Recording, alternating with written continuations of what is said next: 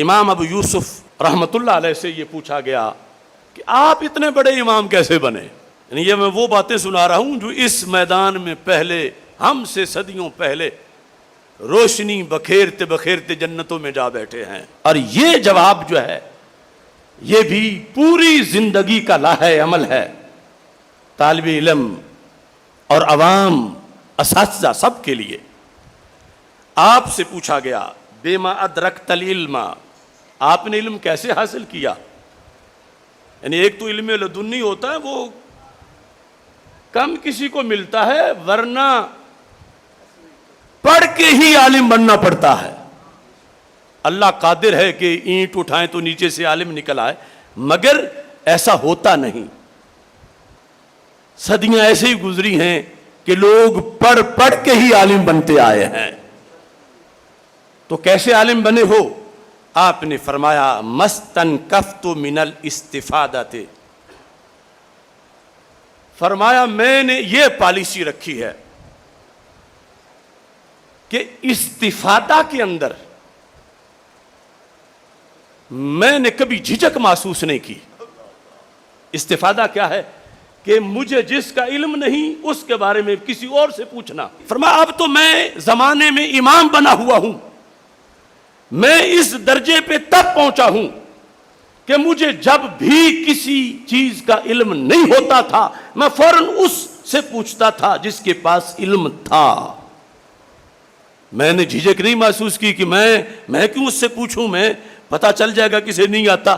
جب میں پوچھ رہا ہوں گا تو لوگ کہیں گے اسے تو نہیں آتا، یہ چھوٹا عالم ہے اور فلاں سے یہ پوچھ رہا ہے. کہتے ہیں میں نے زندگی میں کبھی بھی کسی سے پڑھنے میں شرم محسوس نہیں کی کہ میں کہوں وہ تو چھوٹی ذات کا ہے، وہ تو غریب سا ہے، وہ تو چھوٹا عالم ہے. جو مجھے نہیں آتا وہ جہاں بھی علم ہو میں نے اس علم نافع کو حاصل کرنے میں کبھی جھجک یا شرم محسوس نہیں کی. اور دوسری طرف فرمایا جو کچھ مجھے آتا ہے اسے بانٹنے میں نے کبھی بخل نہیں کیا. میں نے کبھی بخل نہیں کیا، یعنی جو مجھے آتا ہے وہ جو آیا ہے میں نے دے دیا ہے. میں نے یہ نہیں کہا کہ یہ بادشاہ کا بیٹا ہوگا تو میں تو پھر کلاس پڑھاؤں گا، اگر امیر شہر نہیں آئے گا، اس کا بیٹا نہیں آئے گا تو میں غریبوں کو نہیں پڑھاؤں گا. ایسا نہیں. فرمایا جس نے بھی مجھ سے پوچھا اگر مجھے جواب آتا تھا تو میں نے کبھی بخل نہیں کیا. رب نے مجھے اس ذریعے علوم کا سمندر بنا دیا. اور یہ بھی اب پہلے دن جو طالب علم پڑھنے آیا ہے اس کے لیے بھی یہ کارآمد ہے، اسے کچھ نہ کچھ تو آتا ہے.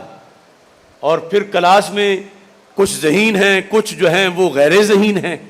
اب ذہین اگر موڈ بنا کے بیٹھ جائے نہیں مجھے یاد ہے میں نہیں بتاؤں گا، تو یہ اس کا اپنا فائدہ ہے کہ جنہیں نہیں آتا کن ذہن ہے یہ انہیں یاد کروائے، اللہ اس کا ڈبل اس کو عطا فرما دے گا.